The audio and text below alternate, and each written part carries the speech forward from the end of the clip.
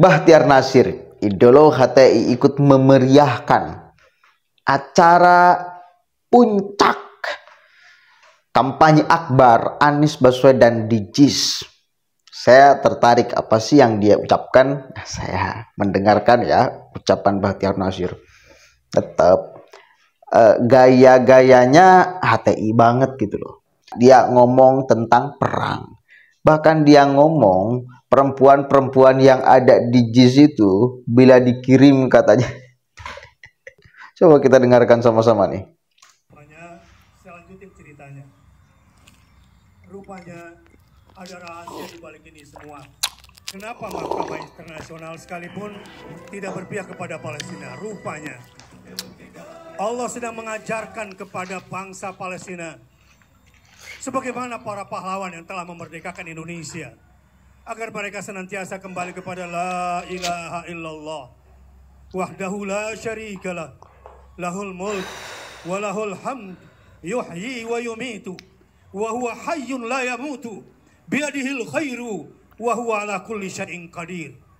Saudara-saudara, karena tekad mereka yang kuat, malu perang kalau tidak menang, lebih baik mati di medan tempur daripada harus pulang dengan membawa ghanimah, daripada membawa rampasan perang. Iya, mereka yakin wala in qutiltum fi sabilillah aw muttum la maghfiratum minallahi wa rahmah khairum mimma yajma'un.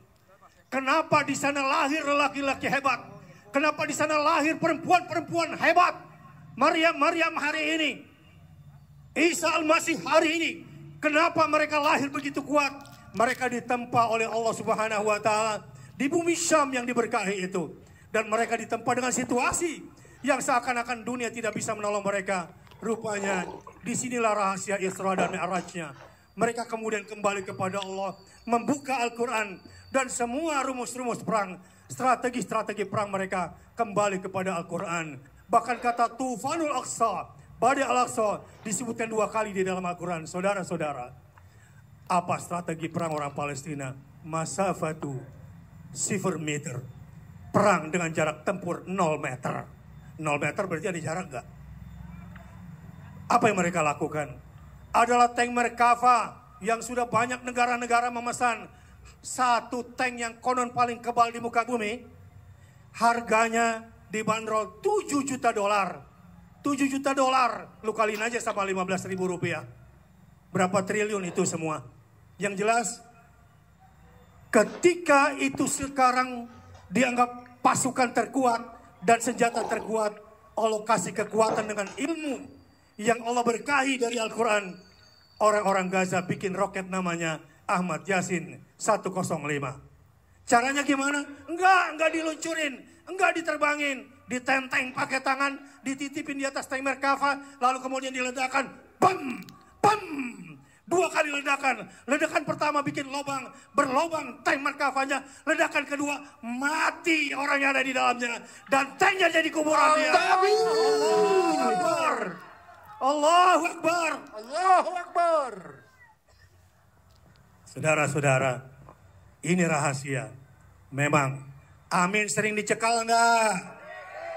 Amin sering dicekal enggak? Amin kemana-mana sering dicekal atau tidak? Dimusuhin apa tidak? Anda yang datang ke sini dibayar atau tidak? Anda datang ke sini nonton konser dapat duit apa enggak? Benar? Benar? Semua menginginkan perubahan? Insya Allah akan terjadi dengan izin Allah kalau kita semua yakin. Angkat jarinya satu. Kita adakan ke langit, minta sama Allah. La ilaha illallah. La ilaha illallah. La ilaha illallah. La ilaha illallah. La ilaha illallah. La ilaha illallah. Wahdahu la syarikalah. Wahdahu la syarikalah. Lahul mulku. Lahul mulku. Walahul hamdu. Walahul hamdu. Yuhyi wa yumitu. Yuhyi wa yumitu. wa huwa hayyun la yamutu biyadihil khair wa huwa ala kulli syai'in qadir. Dengan izin Allah, dengan kekuatan iman kita sekalian, insya Allah akan terjadi perubahan di Indonesia. Takbir. Allahu Akbar. Allahu Akbar. Pemuda-pemuda, kalau Amin menang, yang siap menjadi terdepan membela Baitul Maqdis, angkat tangan. Mana perempuan Baitul Maqdis yang membela Indonesia? Takbir. Allahu Akbar. Memang Maryam itu perempuan. Rabbi inni wada'tuha untha wallahu a'lamu bima wada'at wa laysa dzakaru kal untha. Imran punya istri namanya siapa? Hannah. Imran punya istri siapa namanya? Satu hari bernazar, Rabbi inni nadartu laka ma fi batni muharraran fataqabbal minni. Tuhan, bayi di kandunganku nanti, andai dia terlahir, ku ingin dia menjadi penjaga rumahmu ya Allah, yakni Baitul Maqdis atau Al-Aqsa itu. Harusnya penjaga rumah Allah pada saat itu tradisinya adalah laki-laki. Ternyata takdirnya Hannah melahirkan bayi perempuan yang dinamakan siapa? Maryam. Tuhan, perempuan Tuhan. Allah bilang, ya iyalah, kan aku yang takdirkan perempuan. Tapi ini bukan perempuan biasa. Ini perempuan lebih hebat dari laki-laki. Dan dia juga pembebas Baitul Maqdis. Sebagaimana ibu-ibu di sini, gadis-gadis cantik di sini adalah Maryam masa kini. Takbir! Allahu Akbar! Allahu Akbar! Seandainya perempuan ini yang sekarang ada di JIS ini dikirim ke Al-Aqsa, pasti bergabung bersama para murabitah yang setia kepada Masjidil Aqsa dan siap mengorbankan hartanya, bahkan nyawanya. Betul? Takbir! Oke. Itu Bahtiar Nasir. Kalian atau udah lupa Bahtiar Nasir dan geng-gengnya? Kebayang gak kalian? Saya yakin visi misi khilafah itu mereka bawa. Tetap mereka bawa. Karena itu ideologi, ya, yang dipercayai 100% kebenarannya oleh mereka. Doktrin ideologi itu puncak tertinggi. Nah, ikhtiarnya ini lewat jalan macam-macam, termasuk lewat jalan politik, lewat jalan revolusi dan lain sebagainya. Mungkin sekarang mau mencoba untuk masuk lewat jalur politik. Untuk sementara waktu dukung dulu Anies Baswedan. Nanti lambat laun mereka akan mencalonkan dari geng mereka. Atau Anies juga masuk dalam geng mereka. Dulu ketika kemudian mencalonkan Prabowo visi misi khilafah, mereka teriakan. Nah sekarang ya cukup sop lah, tidak ngomong-ngomong tentang khilafah, tapi ya kita bisa melacak sebetulnya di dalam isi otaknya masih berbicara tentang itu.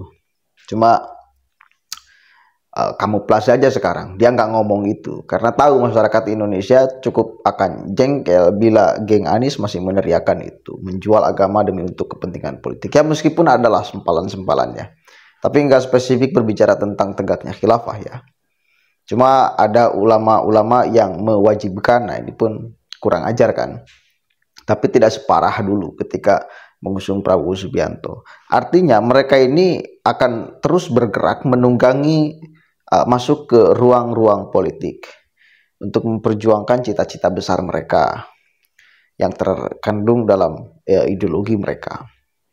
Besoklah terserah bagaimana kemudian masyarakat menilai Anies Baswedan dan kroni-kroninya ini nih. Dibuka oleh orang seperti Bahtiar Nasir, acara kampanye akbar Anies, bayangkan. Nggak dibuka oleh orang-orang NU, panggungnya tetap dimiliki oleh orang-orang seberang loh. Mana orang NU-nya saya nggak melihat. Perwakilan dari PKB-nya nggak membuka acara tuh, nggak melihat di panggung, malah Bahtiar Nasir. Artinya siapa yang terkontaminasi dan siapa yang mengkontaminasi. Itu aja. Coba kita akan lihat menit-menit selanjutnya siapa yang menguasai panggung. Apakah dari PKB, apakah dari NU, atau dari mereka tuh. Kelompok Bahtiar Nasir dan kawan-kawan, kelompok Petamburan dan kawan-kawan. Itu kan sebagai alat ukur siapa yang sebetulnya mengkontaminasi dan siapa yang sebetulnya tidak mengkontaminasi. Siapa yang sebetulnya merubah dan siapa yang sebetulnya diubah, kan itu ya. Itu penting sekali. Mudah-mudahan ada manfaatnya. Assalamualaikum warahmatullahi wabarakatuh.